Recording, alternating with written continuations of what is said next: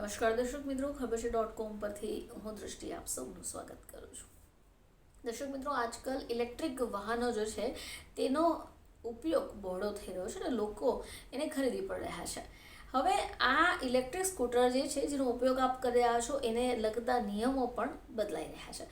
આવો આપણે જાણીએ આ ઇલેક્ટ્રિક સ્કૂટરને લઈને નવા નિયમો શું કહે છે. તો ઇલેક્ટ્રિક વાહનોનો ટ્રેન્ડ વધી રહ્યો છે. પર્યાવરણ અનુકૂળ અને ખિસ્સાને પરવડે એવા ઇલેક્ટ્રિક સ્કૂટર્સ ખરીદવાનું લોકો વધારે પસંદ કરે છે.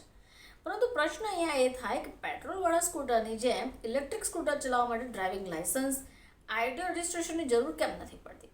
તો આજે આપણે આ સરકારના નિયમો વિશે સરળ ભાષામાં જાણીશું. તો ભારત સરકારે ઇલેક્ટ્રિક વાહનોની સ્પીડ, ઝડપ અને પાવરના આધારે અમુક નિયમો નક્કી કર્યા છે. હવે ઇલેક્ટ્રિક સ્કૂટર લો સ્પીડ કેટેગરીમાં આવતું હોય અને એની મહત્તમ સ્પીડ એક ચોક્કસ મર્યાદા કરતાં ઓછી હોય તો તેને હળવા વાહન તરીકે વર્ગીકૃત કરાય છે. હવે આવા લો સ્પીડ સ્કૂટર ચલાવવા માટે ડ્રાઇવિંગ લાયસન્સ કે રજિસ્ટ્રેશનની કોઈ ઝંઝટ હોતી નથી. હવે આવા ઓછા સ્પીડવાળા ઇલેક્ટ્રિક સ્કૂટર્સને વધારે સુરક્ષિત માનવામાં આવે. હવે એની સ્પીડ એટલી વધારે નથી હોતી કે કોઈ મોટો અકસ્માત સર્જાય. ખાસ કરી શહેરના ટ્રાફિકમાં અને ઘરના આસપાસના વિસ્તારોમાં રોજના કામકાજ માટે આ સ્કૂટર સેફ માનવામાં આવે છે. હવે એ સિવાય આપણે વાત કરીએ ટ્રાફિકના નિયમોની. તો લાયસન્સ નથી જોઈતું એનો અર્થ એવો નથી કે રસ્તા ઉપર મન ફાવે એમ સ્કૂટર ચલાવી શકાય.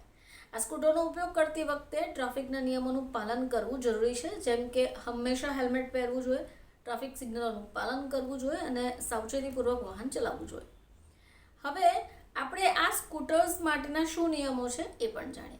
તો આપણે વાત કરી લો સ્પીડ સ્કૂટર્સની. એનાથી વિપરીત આપણે વાત કરીશું કે ઇલેક્ટ્રિક સ્કૂટરની સ્પીડ નક્કી કરેલી મર્યાદા કરતાં વધારે હોય તો તેને નિયમિત મોટર વાહન ગણાય. હવે આવા હાઈ સ્પીડ સ્કૂટર્સ ચલાવવા માટે ડ્રાઇવિંગ લાયસન્સ, આરટીઓ રજિસ્ટ્રેશન્સ અને વાહનોનો વીમો લેવો જરૂરી છે. આ જે નિયમો છે એ નાના શહેરોમાં રહેતા લોકો, વિદ્યાર્થીઓ અને યુવાનો માટે આશીર્વાદરૂપ સાબિત થાય છે. આનાથી લોકો લાયસન્સ કઢાવવાની લાંબી પ્રક્રિયા અને ખર્ચમાંથી બચે છે. હવે આ મુક્તિનો મુખ્ય હેતુ ઇકો ફ્રેન્ડલી વાહનોને પ્રોત્સાહન આપવાનો છે, પરંતુ સલામતી સાથે ક્યારેય પણ બાંધછોડ ન કરવી જોઈએ.